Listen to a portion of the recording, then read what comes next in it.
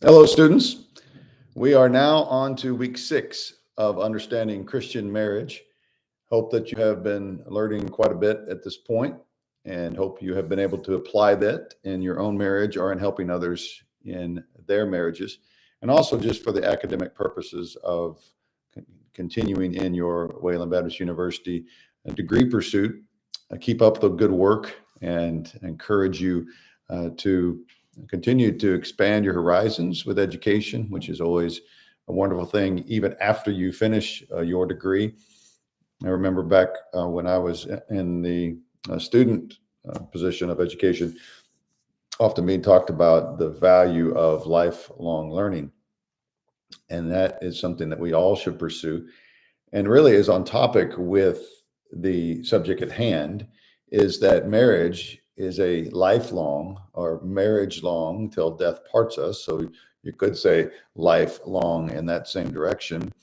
From the Christian standpoint, marriage is to be lifelong till death parts us. And so therefore, marriage is something that continues to need to be worked on. And so I would encourage you as well to hold on to what you've learned from this course.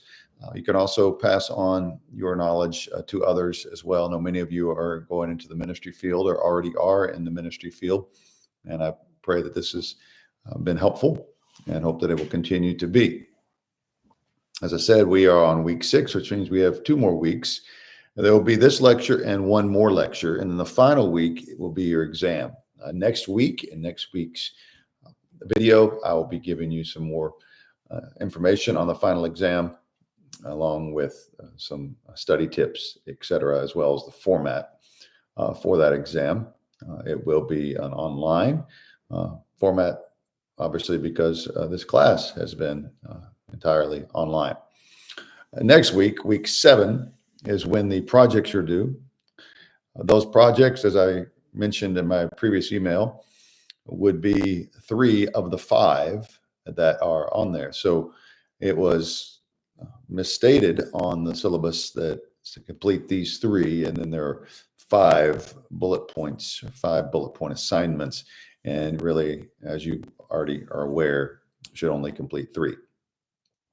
And that will be something that you can, if you have not already seen, you can see on Blackboard the assignments: written assignment 1, written assignment 2, written assignment 3, and you can post your assignments there.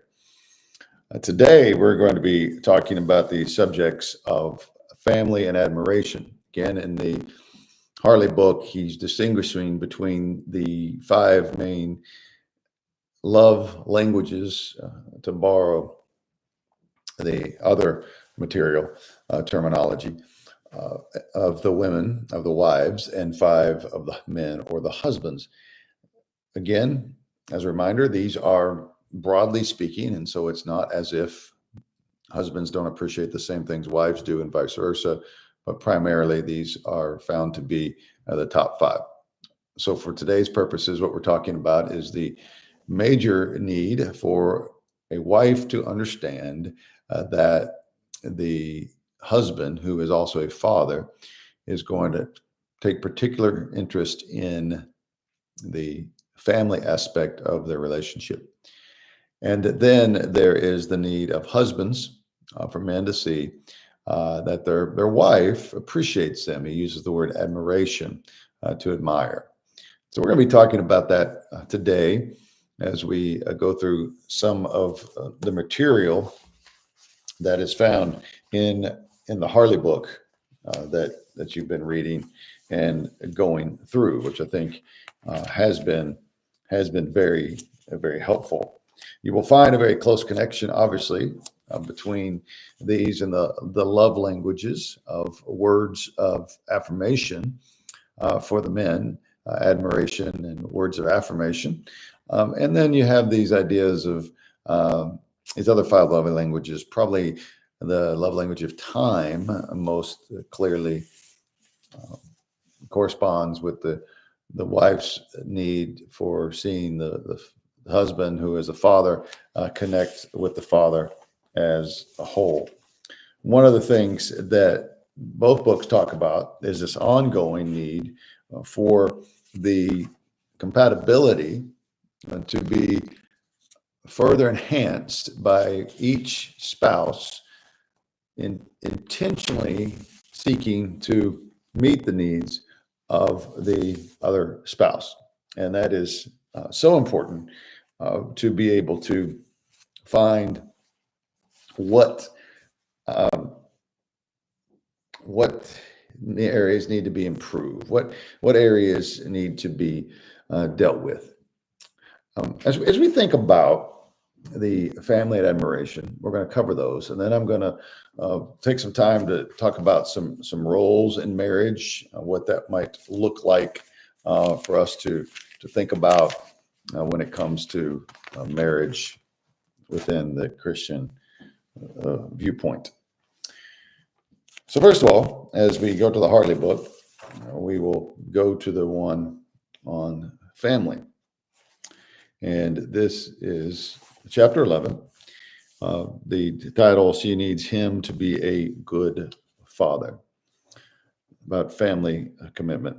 One of my favorite sentences in that chapter is on page 146, where our author writes, above all, wives want their husbands to take a leadership role in this family and to commit themselves to the moral and educational development of their children. The ideal scenario is for a wife to marry a man whom she can look up to and respect, and then her children grow up to be like their father. So there's this wonderful calling for the leadership role. There's this wonderful calling for joint parenting. One of the things I want you to hear in this chapter is that a wife who is a mother loves it when there's co-parenting, when there's a husband and a wife, a father and a mother who are working together to raise their children. There are jokes as well as realistic situations where people talk about that either the father is the disciplinarian or the mother is the disciplinarian. Wait till your dad gets home, wait till your mom hears about this type of thing. And this is not what he's talking about. What he's talking about is both going hand in hand, working with each other. He quotes from Proverbs where it says that you should train a child in the way he shall go, and when he's old, he will not depart from it. He says that this training a child is really a great thing, not only for both to do, but the wife really, a mom really enjoys the father, the husband, being a profound part of that, and says a father has a profound influence on his children. So it talks about some things that it takes time and it takes training. It takes time and it takes training. When he talks about time, he's talking not just about general time, he's talking about quality family time. I encourage you in your own families, whether you have children or not, even if you're still with your parents, for example, or if you're married and don't have children yet or don't plan on having children, this certainly still applies to you, because quality family time is quality with people who matter to you. And he does speak of time, but as I mentioned, his phrase, not just time, but quality family time. He gives some hours to shoot for on that. And then he gives some ideas about meals and bike rides and religious services and sports events and board games. The idea is intentionality. I encourage you in your relationships, particularly in marriage and in parenting, to be very intentional with your time, intentional with spending. One of the things that can really be a great detriment, which we've talked about a lot before in other areas, is this right here. Being with your family with this in your hand is not usually quality time unless you're using this look-up questions that you can ask one another.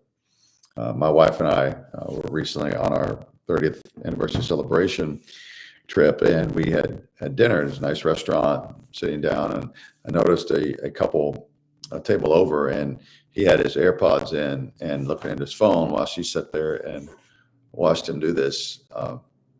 And my heart went out to her. And then later, I realized also that my wife and I had our phones out, but we were looking up questions to ask one another. And so we may have appeared, as did the other couple, Well, that certainly was not our intention. But the point is here on page 148 that you find intentional times. Parents, spouses, encourage you to take this list and make your own. What are some things you enjoy doing together? He also talks about the timing of this in the sense of the age of the children, age of the offspring, because children are not always children in the age sense. Children become teenagers and become young adults. And he makes a good point that it's often the younger the kids are, the more easy it is to develop these plans. I know personally, I'm thankful for a wife who really valued this, as we did both value this. And so our children, who are now young adults, we spent a lot of quality time with them. We agreed on the value and looked at this list and think of the ways that we, to one degree or another, did every single one of these. And I don't regret any of that. But keep in mind, out of these few paragraphs here, that it's not too late. You may have an older teenager. You may have a young adult child. Always seek time to be with them. When they're smaller, it's easier, but as they're older, it's never too late. And he talks about training. I think it's very important. He talks about ways to do that through books, through seminars, through Wayland University classes. And then he talks about ways that we need to learn to be consistent. And then he briefly talks about punishment, discipline. He talks about corporal punishment and non-corporal punishment. And there's lots of debate among people of faith and not of faith about what is appropriate in discipline. He makes a stance that I'd agree with, that we do not punish in the sense of hurt or punish in the sense of demean. But there are times when some punishment is called for that's more severe than other. And even the word punishment can be misused. So discipline, I think, is a great word. One of the great things that I take from here that I would totally agree with, that he touches on later in the book, is the idea of anger, that you don't want to discipline in anger. I know one of the things my wife and I agreed on early on in our marriage is that we would share the responsibility of discipline with our kids, or with each other towards our kids. And we had one of our children who had a big anger problem early on. Thankfully, outgrew that anger problem. Wonderful young person. We had one that was exceptionally angry as a little child, and anger can wear off if you're not careful. So we were able to, as he says, be intentional. We were able to find ways in which to deal with that in a healthy manner, including reminding each other, don't discipline when you're upset. And so we would just take some time and have our child go be in the room, and then we talk about it later, versus discipline in the heat of the moment, if you will. It's very important for all of us to be able to do this type of thing well. And I think that's a good rule for us, regardless of the relationships that we're in. So as far as family quality time is a part of our lives, it's something that's essential. It's something that is going to be either done well or done poorly.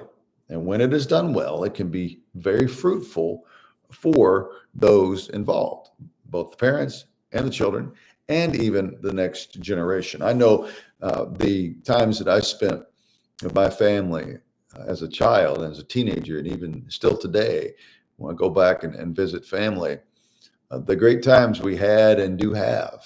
I think of the times we were blessed being in the lower 48 at the time, close to all family. We grew up next to both, or close to both sets of grandparents, a walking distance from one, a couple miles from the other, had aunts and uncles, and we would all get together and hear old stories and play games and eat big meals and do these fun things. And those are things I remember even to this day. And I wanted to recreate that in my own household, as did my wife, because she had the same experience with her family. And so our kids grew up in an environment where family was important. And if you did that, if you grew up in a family like that, like mine, I want you to remember to cherish that and be thankful to God for that and pass it on. If you did not grow up in that type of environment, it's never too late for you to start an environment like that. Like I said earlier, even if your children are no longer at home, it's a great opportunity for you to mend some fences, to create some memories. Also, be mindful of the fact that this will be work that is very much worth your effort. The next chapter, chapter 12, talks about the man's need for admiration, titles that he needs her to be proud of him. From the get-go, let's make sure we understand this is not boosting ego in the sense of exalting so the person can be prideful. That's not at all what this is about. This is about healthy admiration, healthy respect. You recall the words from Ephesians, the Apostle Paul says that husbands are to love your wives and wives are to respect their husbands. This is another great way to show respect, is the admiration. Now, what Harley does that I greatly appreciate is he points out that this admiration should not be concocted, should not be false.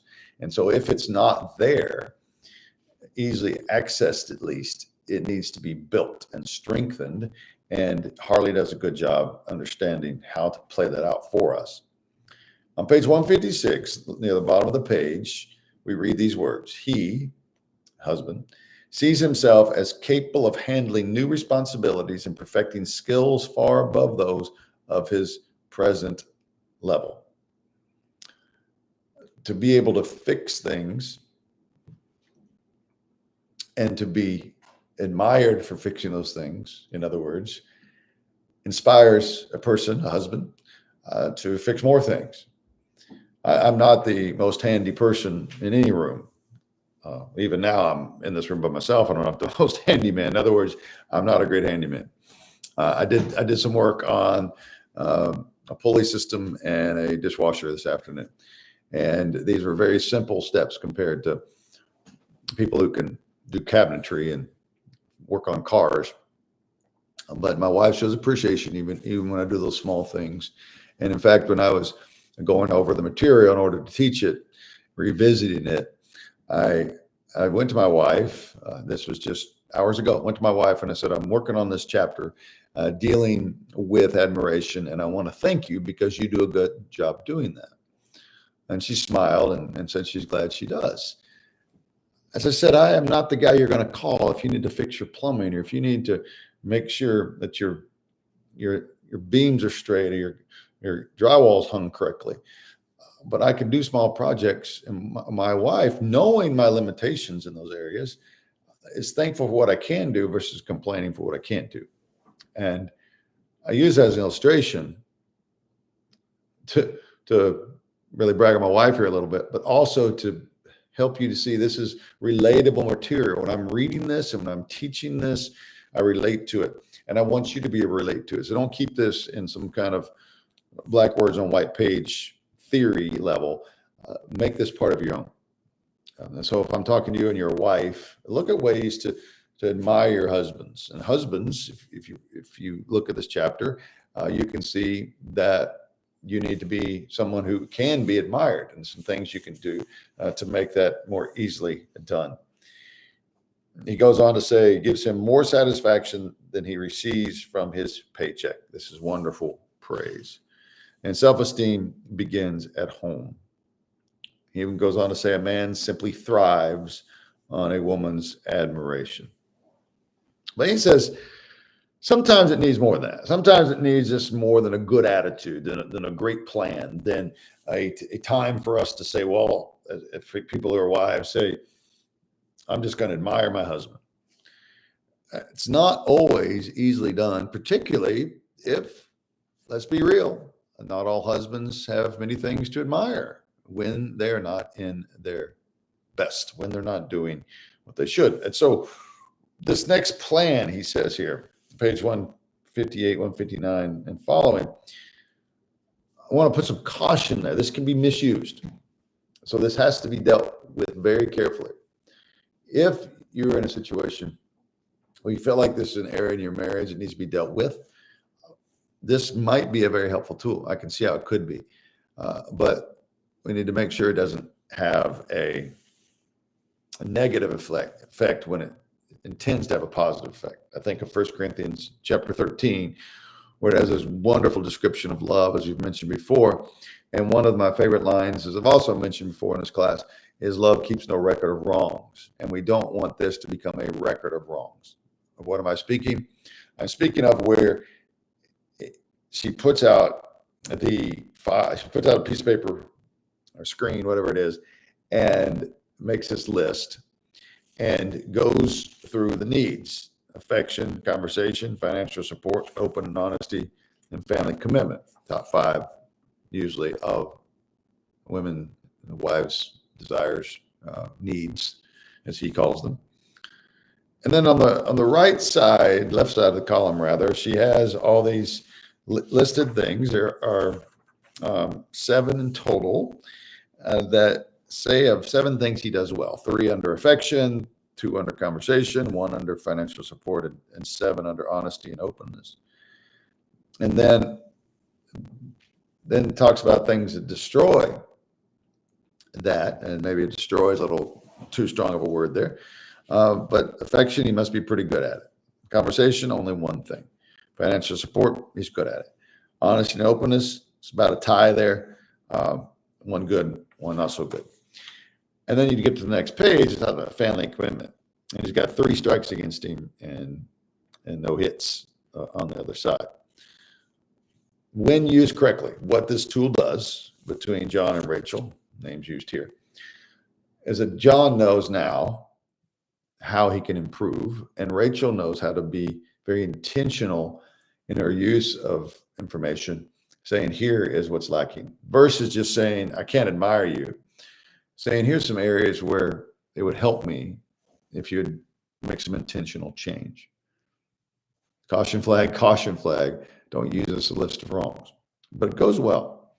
And then for them here, and he says there's this making a trade. I mentioned before, I think the idea of grace marriage, other marriage ministry I was talking about, that idea is better. But he's getting at the root of the issue here with this making of trade. In other words, let's balance this. Let's see how we can help one another out. It says, so from a practical standpoint, you will more successfully motivate your spouse to make changes in his behavior if you're willing to make a few alterations yourself. And that is something that can be dealt with. I think an example would be communication. There's a young couple that we're friends with, and we've talked to them about communication before, and she is a person who really enjoys talking, and by her own admission and his admission as well, sometimes that is an exceeding amount. And so they've had to deal with how to deal with this. And so an example in this trading off would be that he doesn't just stop listening because she talks too much, but that he listens, and she makes him aware of when the conversation is a really important one. Now, this may sound silly because you might think, well, every conversation we have is important, and to a degree they are, but some are more important than others. And so she's learned to say to her husband, fill in the name there, I really would like you to pay attention to me here. I got something important for you to say. And that helps him to cue in and put his book down, put his phone down, step away from the project he's working on, and just say, okay, I'm going to listen to you.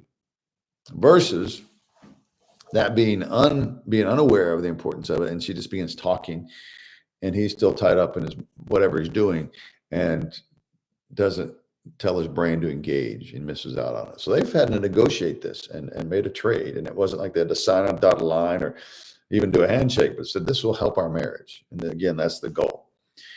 He makes a really good point in step 3 and 4, where he's talking about the difference between traits and habits.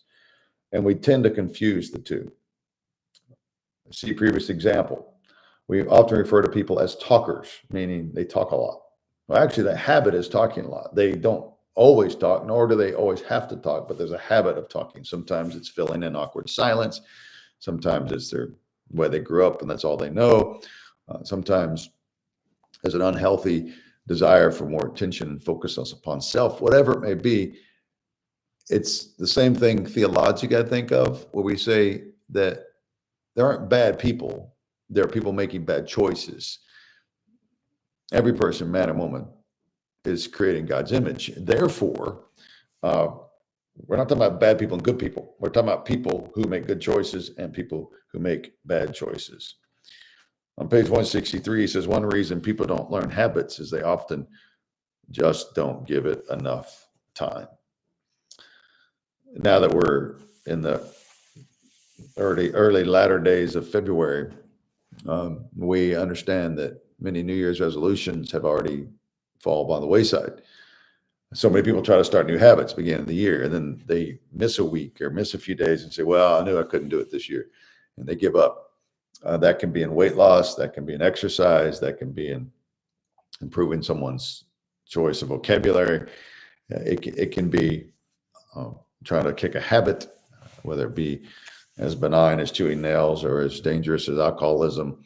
Whatever it may be, there needs to be steps made. And in order to get towards this admiration, there needs to be the decision of the wife to say, I'm going to make it a point to show admiration where it is worth giving. And for the husband to say, here's some things I could work on that would make myself more admirable. And that is actually a wonderful goal for all people to take. I love his simplicity in this one sentence statement here on page 164 under the subheading, what do I do when I begin to admire him?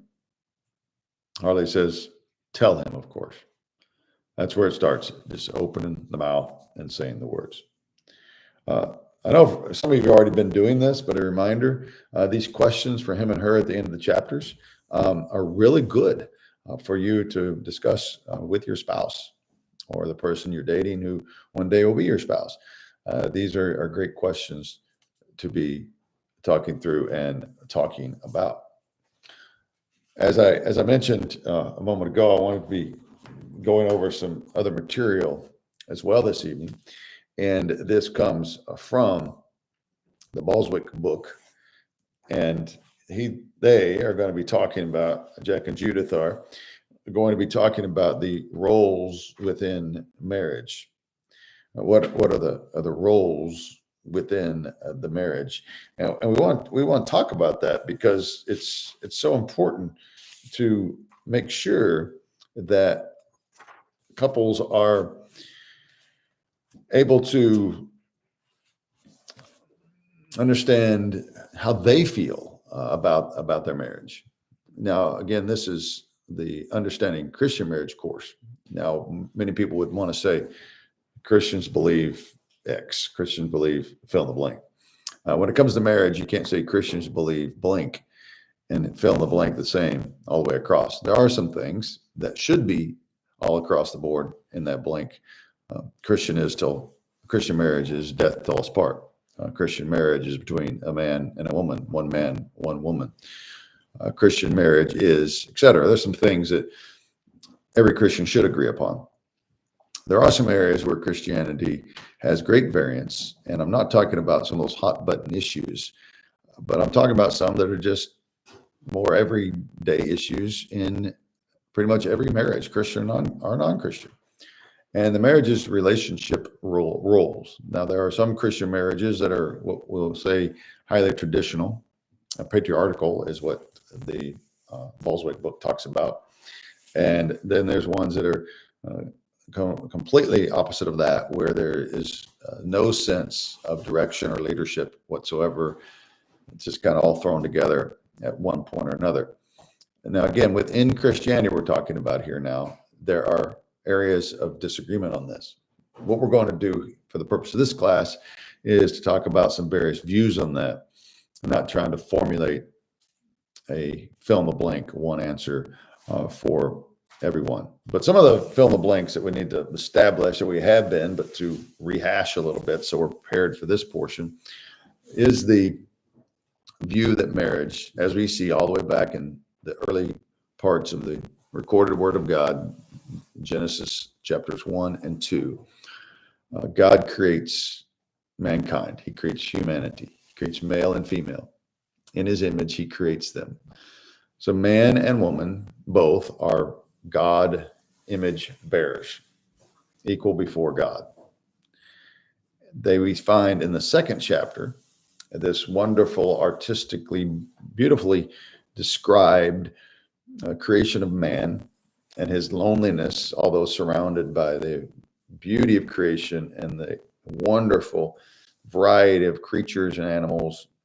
Poetically, it says that it's not good for man to be alone because there's no suitable helper for him. And so there's this beautiful imagery of Adam being put to sleep by God, and there's this divine surgery going on, and there is what I believe a metaphorical approach here of this taking out of his side, the rib. That word there is side, not simply a bone in the side of your body in that sense, but this connective tissue, which is a connective relationship where the woman and the man are intimately connected. And this is even prior to the description of them being naked and without shame, and then later coming together in intimacy and having children. This is long before that. And in Genesis 2, it just says they were there. She came from his side.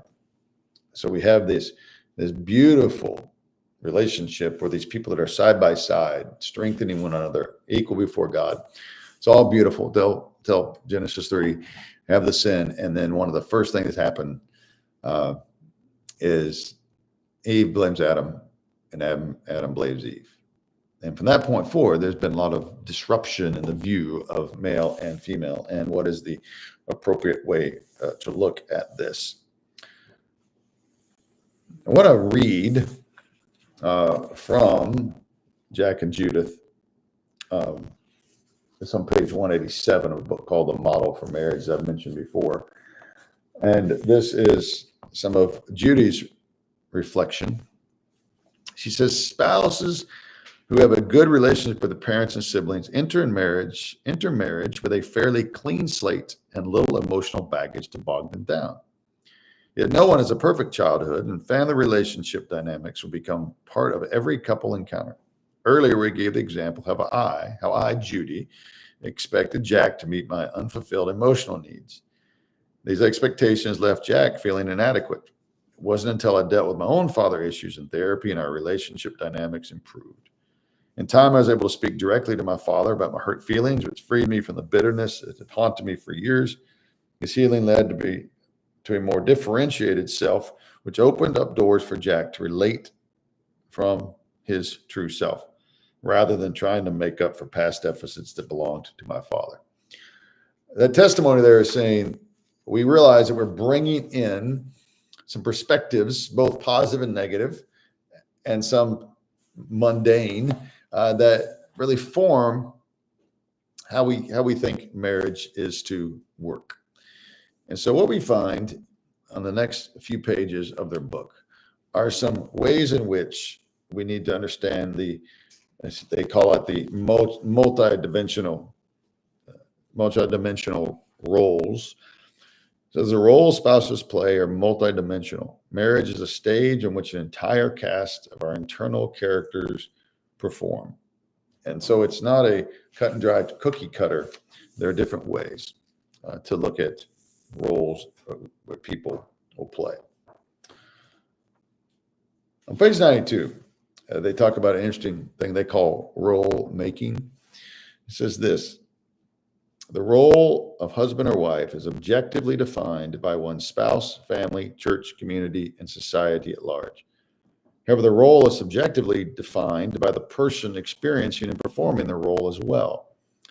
There's rarely a one-to-one correlation between these two definitions.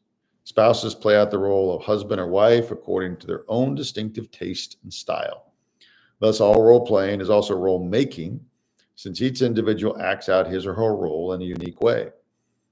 In healthy marriage, each spouse creates a uniquely personal role that is congruent with the spouse's sense of God's intended purpose in their marriage. It goes on to say that role conflicts can become a serious area of disruption in marriage. However, couples who are able to make adaptations by adjusting the fantasy role to the reality-based role will be able to resolve differences quite easily. And then, as you can imagine, next paragraph talks about flexibility. I think it's very important for us to note that it is not one size fits all. Some people would like to have a very clear explanation of, for lack of a better term, who's in charge. And I think it's an unfair way to even state the question in the first place. One of the things that we need to be able to articulate is, where am I gifted? Where am I gifted, and where is my spouse gifted? And then you look at those gifts and say, how can we best as a couple use those to enhance our marriage? How can we use those in ways that help us to be a good husband and wife team? Just as any sports team, we can use those analogies. We as Americans particularly, I think, can understand sports analogies, whether we're good at sports or not. This idea of a team coming together, there are certain positions, and if any one position doesn't play well, it affects the team. Some to the point that it will even hurt the team in a very negative way. Or we think of Paul's illustration, which is even better than the sports analogy, it's out of Scripture after all. And this is the body of Christ, that every part needs to work together. And one part hurts, the whole body hurts. And when one part gloats, the rest of the body feels insignificant. And the parts that already feel insignificant and devalued, Paul says, hey, we need to treat those with special respect. Think of that about in marriage, that Paul's words that are most famous, probably when it comes to the marriage topic, when people try to ask, how do we relate to this? And it says in Ephesians, as we've quoted several times, that verse is so powerful, but yet misunderstood so often. Wives, submit to your husbands as unto the Lord. And then later it says, husbands, love your wives as Christ loved the church. I want you to notice that both of those statements are attached to Christ. It says, wives, submit to your husbands as unto the Lord. Lord there is Jesus Christ. And so submit in a way that is honoring of the Lord. It's not submission in the sense of making self less. It's saying Christ made himself, humble himself, and the wife is to humble herself. And then husband, love your wives as Christ loved the church. He too is connected to this call of Christ. And to love is to lay down even one's life if necessary. And that is why that verse preceding all of that says, submit to one another out of reverence for Christ, is so important, because what those verses after they're saying is, wives, here's how you submit. You humble yourself. You submit yourself as unto the Lord. You're humbling yourself under the authority of the Lord. And so wives need to understand that there's this beautiful relationship that they can be called to, and it works best when there's humility and respect of the husband as he provides leadership. And then you find this beautiful word to this one who, particularly in that culture, was already assumed to be the leader. It's not saying, wait a minute, leadership does not mean dominion. Leadership does not mean my house, my rules type of thing. Leadership is, I'm humbling myself, even Christ humbled himself, and I'm going to love you as a servant, and I love you as one who washes feet. This beautiful picture that he's created.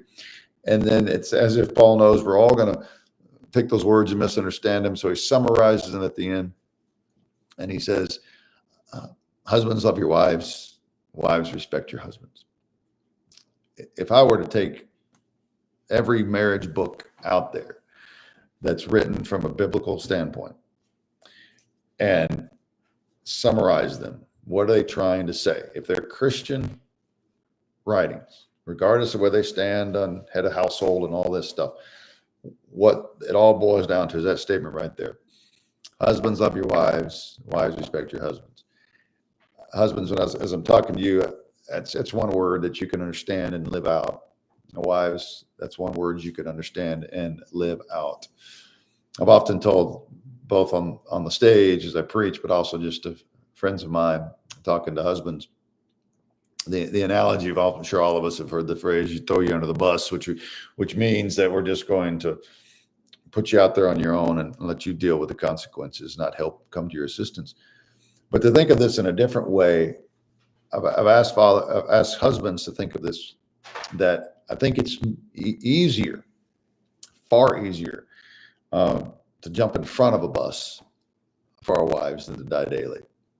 So, for example, if I see my wife or my child in danger of oncoming traffic, something of that nature, or an aggressor, somebody, I'm going to put myself in front. I'm going to lay down my life in order to protect the people I love. Period. That's honest, and it's big to say. But also, a lot of guys will say that, but they will not love their wives as Christ loved the church on a daily basis.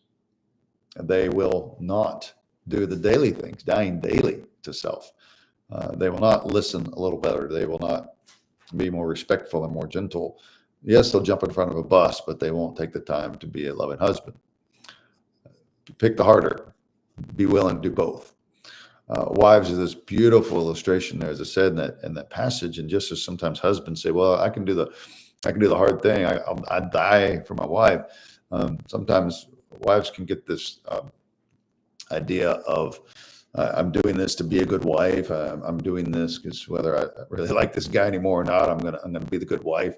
That's not God's calling for. He's calling for a rich, healthy relationship that is between a man and a woman, as they cherish one another and value one another.